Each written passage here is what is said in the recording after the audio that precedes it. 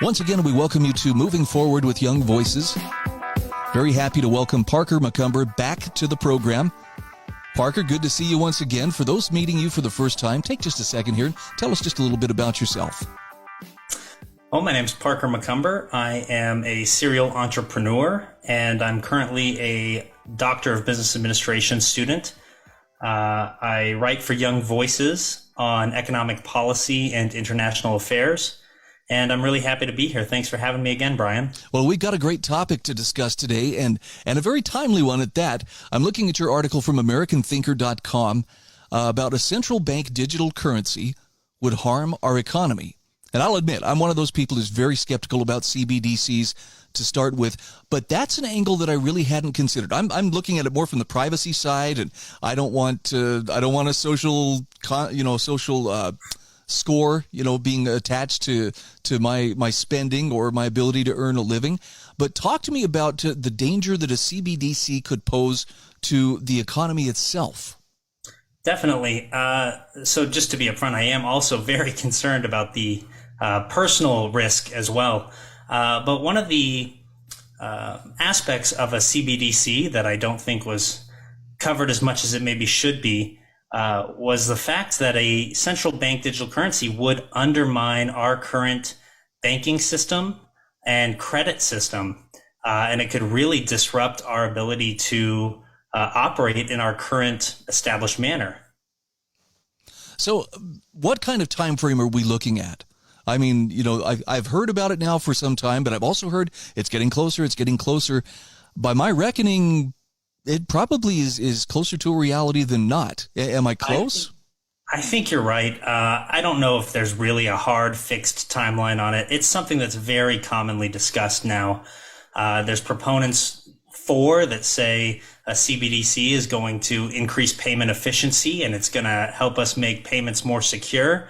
And then you have, the detractors who are looking at, well, hold on, this is going to exacerbate bank runs. It's going to uproot our ability to issue credit. It's going to, withdraw from personal financial freedom. And you already have existing systems or existing solutions like Ethereum and Bitcoin that provide the solutions that people are saying a CBDC would offer. So there's really not a lot of positive, on my view or from my viewpoint on a CBDC. I think the big push for proponents is that it gives, that centralized control to the central bank and, subsequently just the federal government. Yeah, I know convenience is a big thing. And frankly, I'll admit, I was one of those people who was actually very slow even to get to using my debit card. I preferred writing a check. I preferred paying cash. And I was suspicious even, as far as, I'll just tap your card and it's good to go. But now I've come around to it, and boy, is it convenient. And when somebody ahead of me in line is writing a check, it's hard not to look at my watch and kind of, they're taking a long time. This is so convenient, so quick. Yeah. But it sounds like we have to weigh out, we're gaining convenience in some aspects, but in terms of what it's costing us, talk to me about some of the unseen costs that people need to consider before they, open their arms to embrace CBDCs. Sure. So to kind of address the efficiency piece up front, from my perspective and the research that I've done, I don't actually think that there's going to be a very noticeable increase in efficiency to the average consumer, right? When you tap your debit card or your credit card, that transaction is nearly instant as it is. So as far as the efficiency piece, we're talking about microseconds to the average consumer, and maybe some benefit on wire transfers and larger purchasing out of the ordinary. But some of the risk that comes with, I previously mentioned bank scares and bank runs. And so I just kind of wanted to highlight that. The Cato Institute released an article last month that highlighted how a CBDC could exacerbate those problems. And I mentioned it in my article, specifically referring to things like the Silicon Valley Bank run this year and Signature Bank as well, and now a few others. The Federal Reserve, I believe the Baltimore Federal Reserve, I think, mentioned in a 2013 article summit that bank scares cause bank runs, and bank runs cause a contraction of the monetary supply, which decreases spending, which decreases investing, which decreases GDP, and the entire economy comes to a trickle.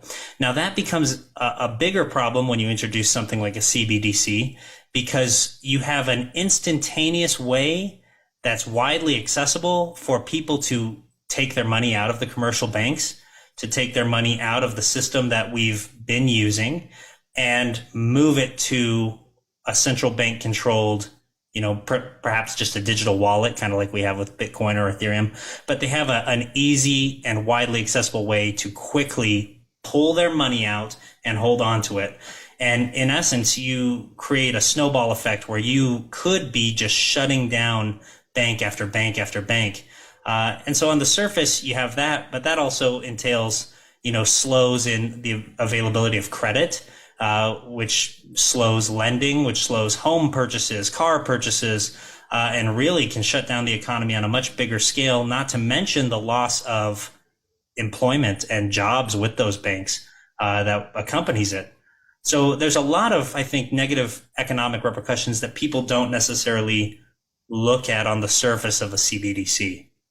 No, that makes sense. And in fact, correct me if I'm wrong, but my understanding is that banks right now are already seeing kind of a decrease in people making deposits, or an increase in people withdrawing deposits.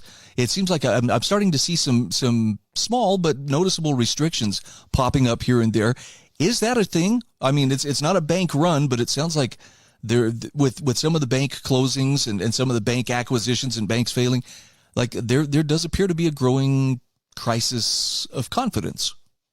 I 100% agree. I think that there is a little bit more of an eye-opening happening with consumers right now, where they're seeing that banks are not invincible, and some are being bought and some are being paid off and some are shutting down.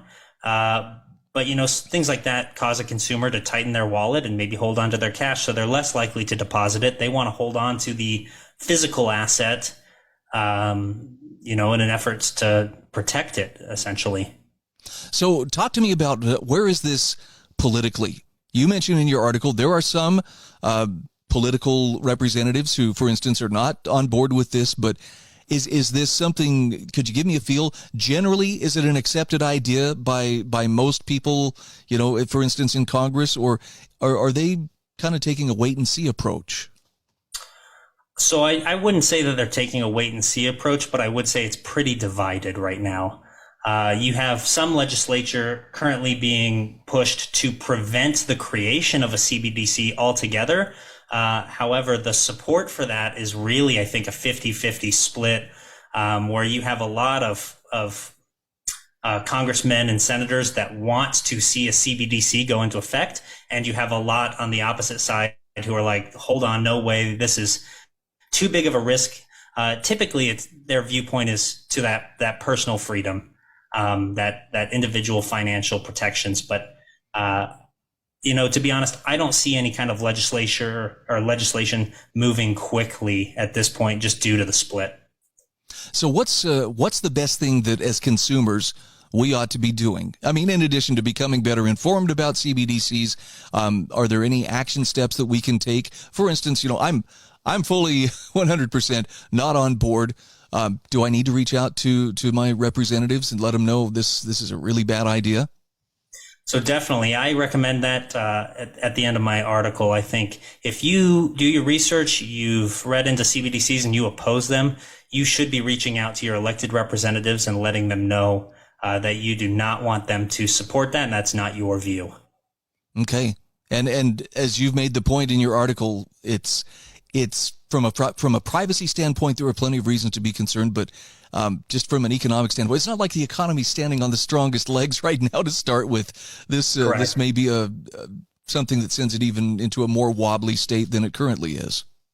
100%. Where do you recommend people go to learn more about it? Are there some good authoritative sources that you might recommend? Yeah, actually, and I cite them in my article. There's a handful of congressional reports. Even the Federal Reserve has released their literature reviews on the subject, as well as articles from the Cato Institute that have kind of researched the situation. So there's a lot of high quality sources out there for you to be able to make a educated and informed opinion. All right, we are talking with Parker McCumber. He is a Young Voices contributor. And Parker, where can people follow you on social media? You can find me on Twitter at Parker McCumber. That's spelled Parker _ McCumber, MCCUMBER. Thank you so much. I hope we talk again soon. I really appreciate it, Brian. You have a good one.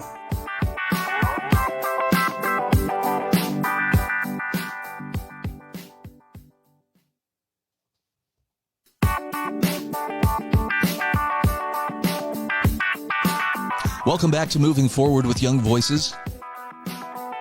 We are happy to welcome Luc Woodall Gillard to the program.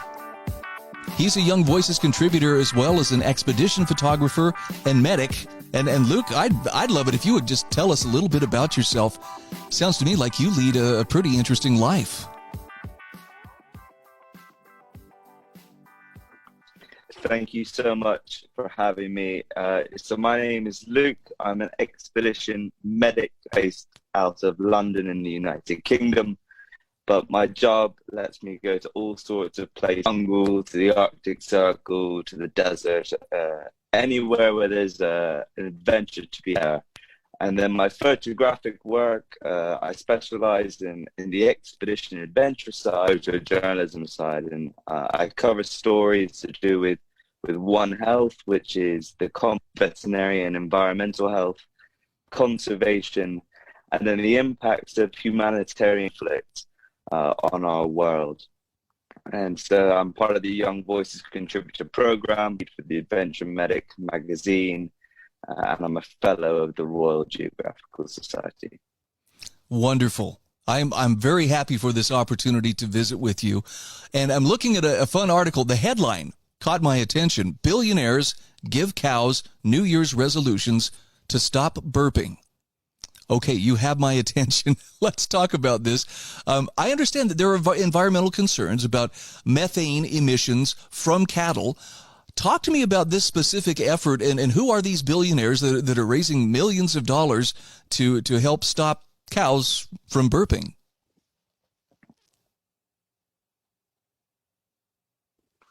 Sure. So, I did the editors, and just like you, they sort of had a laugh at the start before we actually, three of the richest men alive, Bill Gates, Jeff Bezos, and Jack, did, all this money into something that a lot of people 5 years ago had. Most of the world, we either, eat meat or we eat rice. Rice produces a lot of methane into our atmosphere. And how we go about that they've taken a keen interest into. And this article is explaining this new endeavor out of Australia, which is using seaweed of all things. And it's actually a seaweed thing rather than core seaweed to reduce methane emissions from livestock, which is why the company is called Ruminate. Fun play on words there.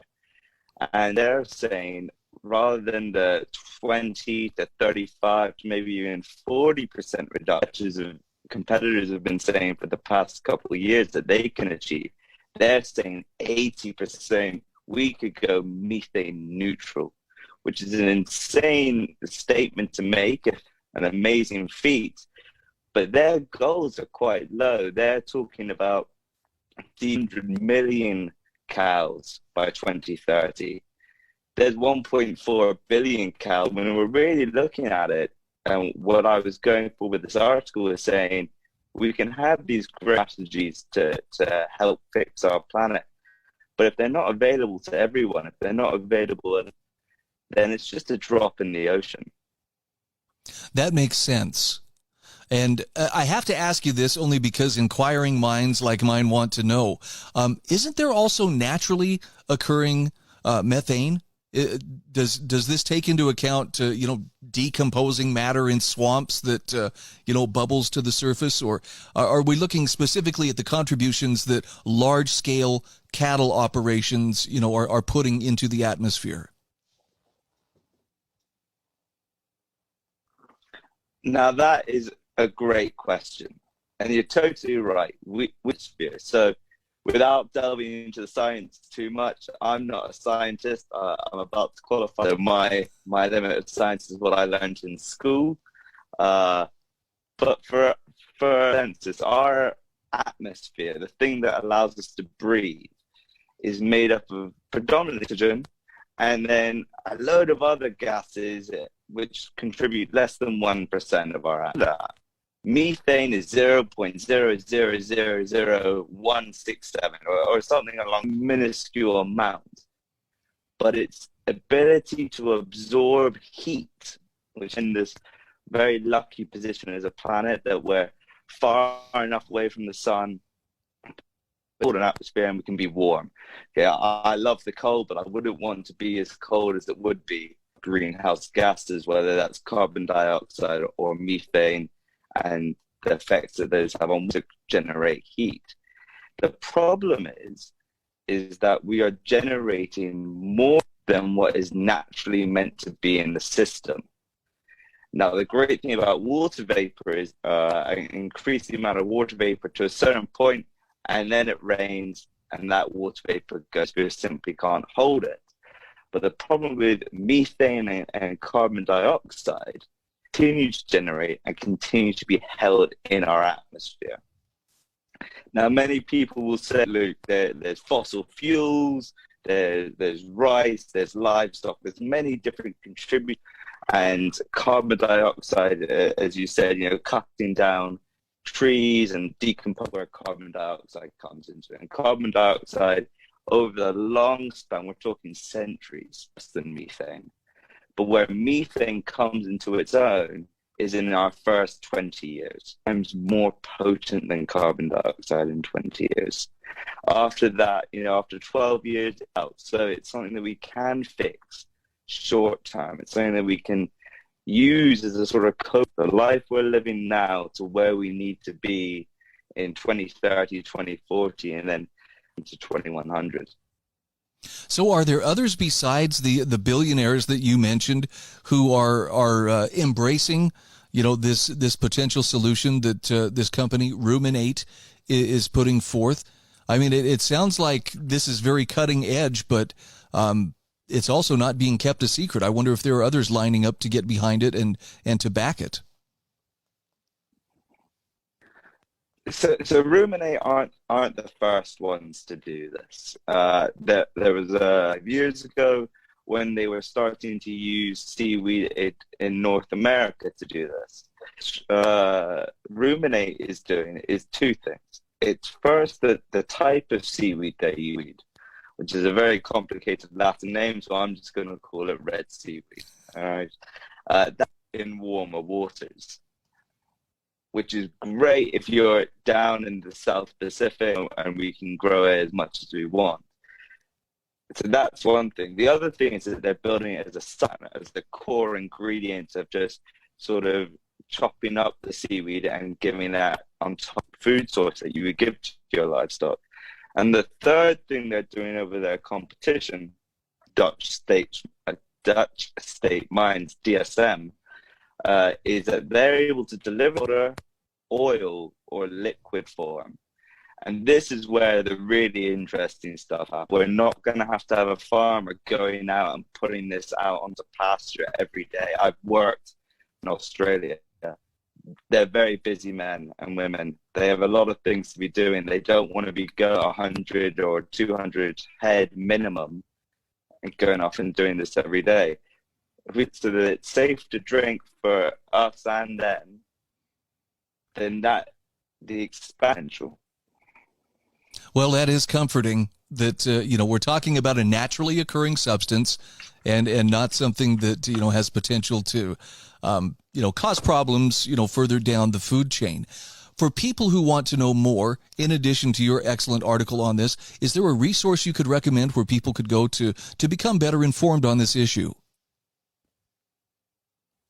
I would say that definitely check out Breakthrough Energy Ventures, which set up fund. Look at the United Nations Food and Agriculture Organization, the FAO, has an amazing set of protocols that you can look at. And just the Sustainable Development Goals are a massive part of what we're doing with this. This hits both 9. So look at those and talk to your friends, tell them about it, because it's about generating public support. Okay. I appreciate you taking the time to visit with us. Again, we're talking with Luc Woodall Gillard. He is a Young Voices contributor, and you've got some other exciting stuff going on in your life, too. Luc, thank you so much for being on the program. It was my pleasure. Thank you so much, Brian.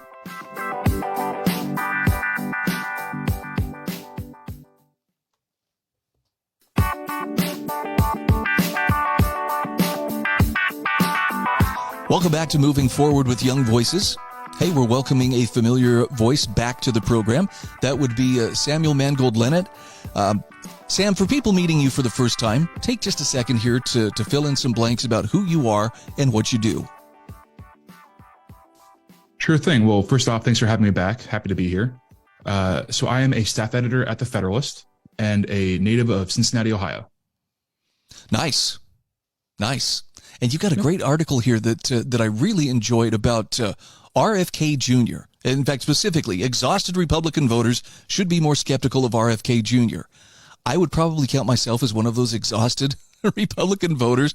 And nonetheless, when he announced he was planning on running on the Democrat ticket, I found myself intrigued, and it was primarily because it seems like the establishment doesn't like this guy very much. Talk to me about what do you go into in the article, and what are some of the reasons that exhausted Republicans like me should nonetheless maintain a healthy sense of skepticism regarding this guy? Sure thing. Well, I appreciate that you liked it. And so for those unfamiliar, RFK Jr., his name and the acronym probably gives it away, but, he's a Kennedy. He's the son of Robert Kennedy, the former attorney general and the senator from New York, and the nephew of John F. Kennedy, the president who met his untimely demise from questionable means, well, to put it charitably. RFK, for younger listeners, has been a environmental lawyer for his entire career. He's a rabid environmentalist. He has made his living being a very prominent corporate lawyer, and also as a pro bono environmental lawyer on the activist side. At one point in time, he was on the short list for Obama's 2008 presidential EPA nominee. He didn't, he obviously wasn't the secretary, but he was in the running. He was heavily considered. But fast forward to current day, rather to 2019, 2020, when the COVID-19 pandemic kicked off, he became a very prominent voice of skepticism. He was raising the alarm about, government lockdowns, mass censorship online and in the media, how, the synthesis of government cronyism, corporatism, and the federal government, and how those two worked hand in glove together in a form of economic fascism. He was previously working with Anthony Fauci throughout the government and his corporate life. He was very critical of his response to the AIDS pandemic or epidemic, whatever the proper term there is. And he published a book called The Real Anthony Fauci that, broke down his criticisms. He was really, gained a huge cult following because he was willing to actually speak uncomfortable truths to power. He was critical of COVID vaccines just because, he didn't, because of his skepticism of, this growing consolidation of power, and censorship, he was very, very critical of the potential medical passports that were being floated and vax mandates. A huge component of his platform is the ability to choose what you do with your life. He is I don't want to say a classical liberal, but he is a liberal Democrat. So that's kind of the SparkNotes version, but happy to get more in depth. Okay. And all those points that you're hitting on, we're to people like me who are, we're tired of all of the COVID drama, tired of the overreach, tired of some of the soft and even not so soft authoritarianism that we've seen. It's so good to hear somebody in a prominent place pushing back against it. However, as you point out in your article, there are some other considerations. And, being a very rabid environmental lawyer, I have to admit, that's a big consideration for me, because there's a lot of encroachment that takes place in the name of climate change. Right. He's very anti fossil fuel, very anti-nuclear, but he's very pro, quote unquote green, quote unquote clean energy. He's very pro, windmill, solar, hydro, but also not of using hydroelectrical damming, because you have to take into account, how does this affect Native American populations? How does it affect water systems and fish, et cetera? So he's very big on windmills and solar panels. Well, the technology isn't really there for those to be effective. They just kind of take up space and leave our power grid unpowered. They're just ineffective. But at the same time, he wants to transition us away from fossil fuels, transition us away from coal, and doesn't want to even consider nuclear energy as an option. So as much as people want to actually consider, cleaner energy sources, his full embrace of them is just untethered from reality. It's not realistic. No, I think that's a fair description.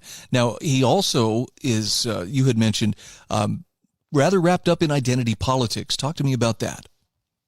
Yeah. So currently, historically, at least, in 2011, prior to the left's, this was still at the time when gay marriage was kind of like the edgy, subversive political stance. Obama didn't really switch over his stance on gay marriage until around this time. Many Democrats in Congress and in the federal, across the country, were still, pro traditional marriage.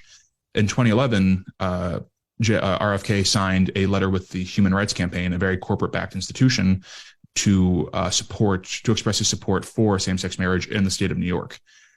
So that shows that he's on the cutting edge, or rather trying to be on the cutting edge. I'm not really sure if it's genuine or if it's more of an aesthetic thing to kind of ingratiate himself with certain circles, but he's at least moving towards an advancement of social leftism. And further to that point, running as a Democrat, considering he's not going to get fair treatment from the corporate media, and considering that the Democratic Party is not going to have debates where he can confront Joe Biden directly about certain policy issues, he has to try and win over parts of the base. And the Democratic Party's base is very, very socially left. They want, up until the moment of birth, abortion. They want, full embrace of identitarian politics. Whether or not he currently embraces these stances on abortion, it's kind of unclear where he stands, but he has to at least flirt with these ideas if he wants to win over a considerable enough portion of the base to take more support away from Biden. It's not enough simply just to, talk about the things he's talking about. Oh, that does seem to be successful to a certain degree. He has to actually embrace leftism to become the Democratic nominee. And to be fair, I don't think he really has a chance at all, solely because of how the Democratic Party has, solidified its support behind an incumbent, which, that does make sense. That's how these things tend to shape up rather. But if he wants to have any chance at all, he does have to become it does have to have a full embrace of social leftism and economic leftism to a degree. So I want to get your opinion, Sam. Is it possible that there is some segment or maybe even a growing segment within the Democratic Party that is tiring of the identitarian politics and tiring of the more radicalized leftist mantra that it has become the norm for the Democrats? I know there are people frustrated within the Republican Party. Is there a core within the Democrat Party that's like, you know what, this is going too far. I can't get on board with this. Right. I'm not so sure I don't really have any data to suggest there is or indicating that there is, but my gut would tell me there is at least some coalition of, disaffected liberals who are fed up with it because it does affect their day-to-day lives. There's got to be some coalition of and we saw this with the school board protests across the country recently, that there are parents who are fed up with how, gender theory and CRT affects their kids' day-to-day lives and their educations. So I just intrinsically, I think there is some coalition of that, but the base is the corporate support, the media support, the financial support is all behind rabid socialist leftism. Okay. So it's, yeah, in other words, the inmates still have control of the asylum. Fully, unfortunately. Okay. Talk to me about why, again, Republicans need to be careful. Now, you nail some great points here about it's good to hear someone pushing back against government. Frankly, I don't feel like I hear enough Republicans doing that.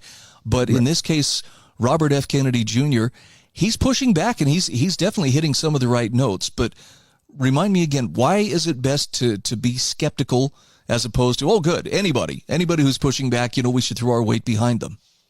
For sure. Well, first and foremost, RFK is currently running as a Democrat. Republicans can't vote for him unless he takes the nomination away from Joe Biden or runs as an independent. So that should be noted. But Republicans should be skeptical of him because he's placating to a lot of points that Republicans currently like. He's very much in the populist vein at the moment, which was the same vein that Donald Trump occupies currently and that popular potential candidates like Ron DeSantis currently occupy. That's where the energy currently is. But just because someone says things that are true about, 3 of 5 things, they could be horribly wrong about 2 of the 5. So it's a matter of making sure your values and your priorities realign on a candidate more so than they don't. No, I think that's sound advice. And to kind of prove that point, with all the calls for gun control right now, Kennedy's got some, in my opinion, pretty wrong opinions on gun control.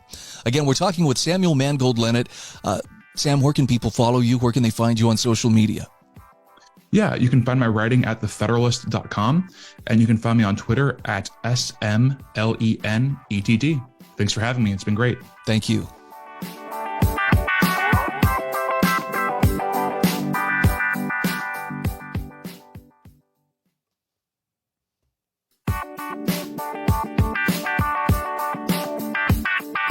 Welcome back. This is our 4th and final segment today for Moving Forward with Young Voices.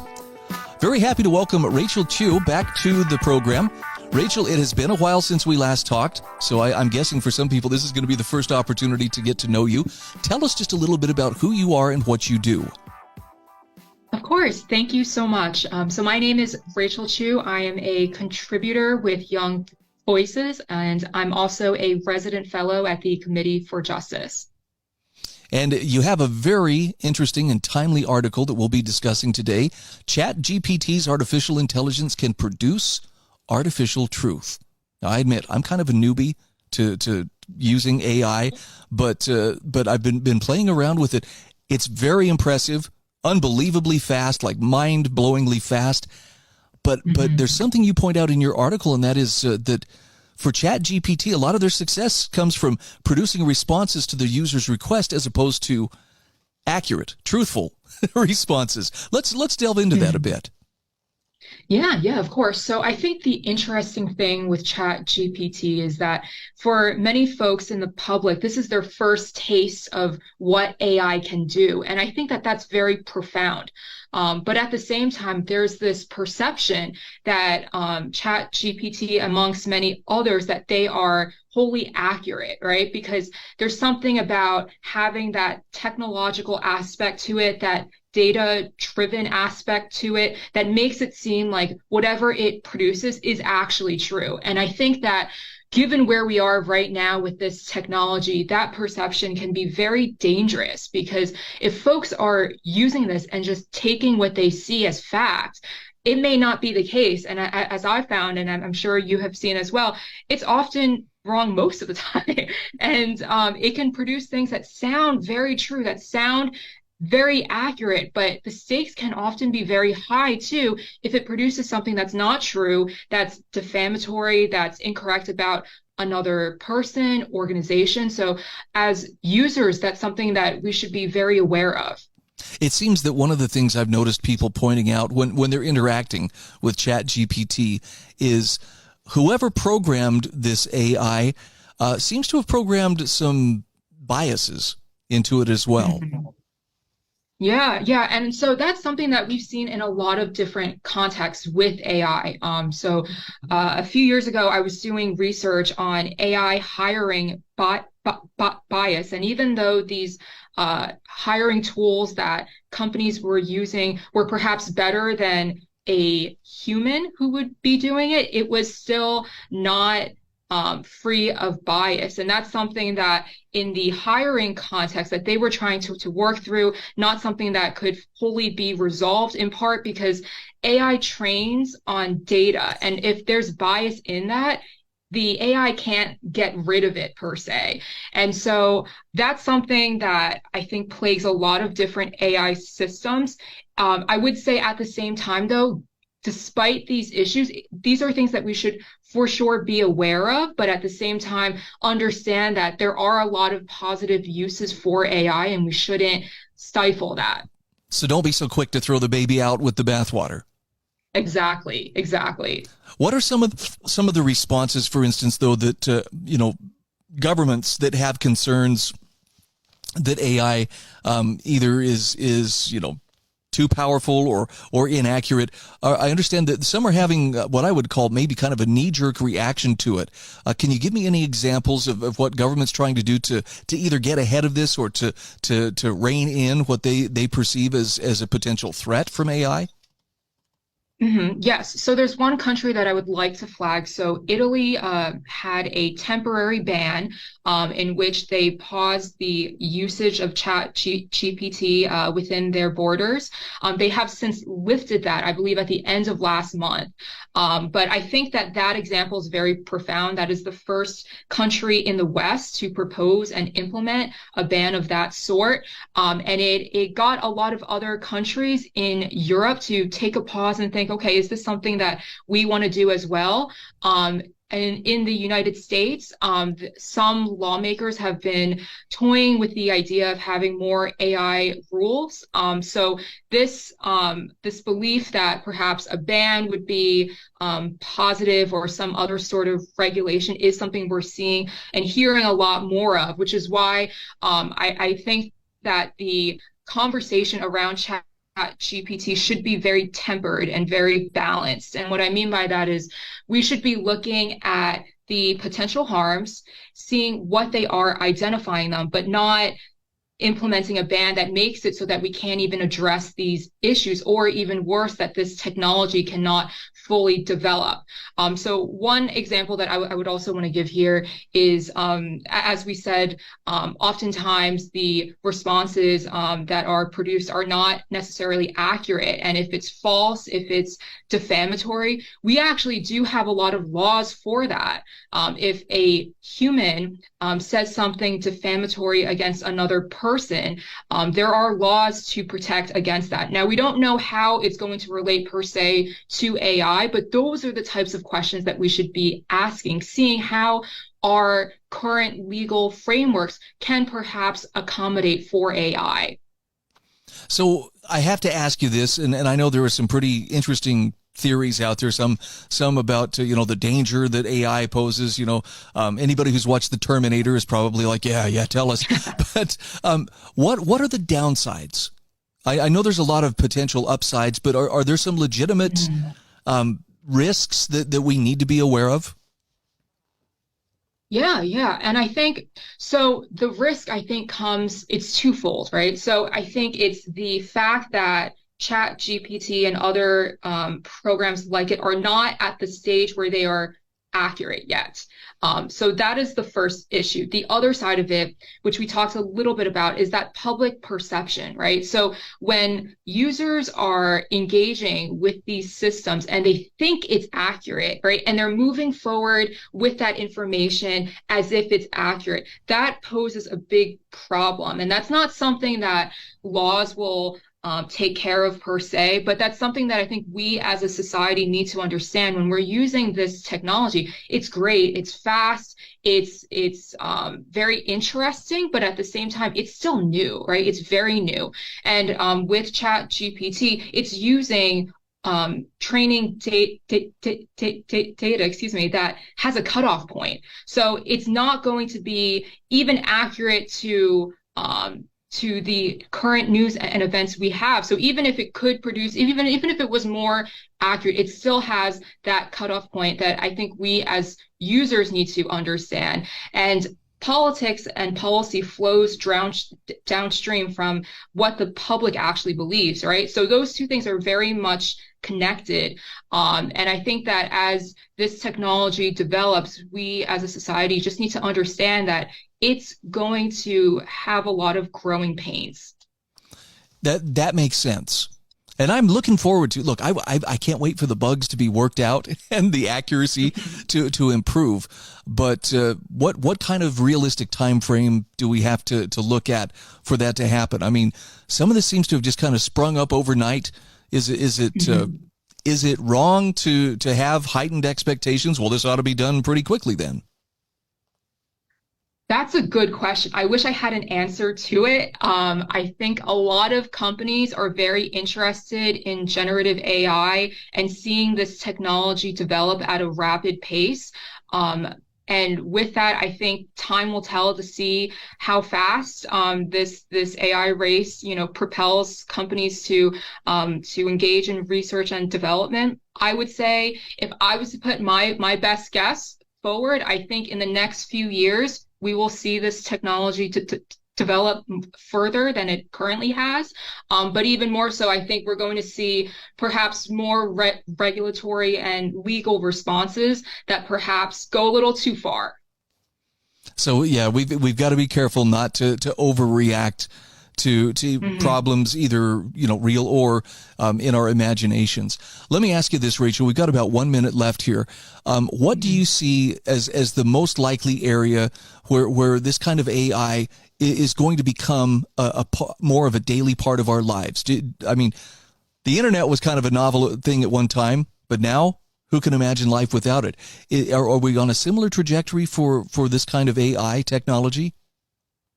I think so. And I think there's a lot of positive uses for it. In an administrative context, I think that there's a lot of tasks that generative AI can assist with. I think in an education perspective, there's a lot of positive applications for students.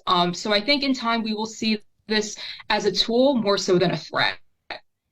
Well, I'm looking forward to that. And in fact, in some ways, I'm kind of getting there, but I did watch the Terminator Genesis the other day, and it kind of set me back a little bit. So I may have to work on it. Again, we're talking with Rachel Chiu. She is a Young Voices contributor. And Rachel, for people who want to follow your work or would like to follow you on social media, what's the best place to find you? Yes, so you can find me on Twitter, Rachel H. Chiu. Okay, straightforward. Thank you so much for your work, and I look forward to the next time we get to chat. Thanks so much.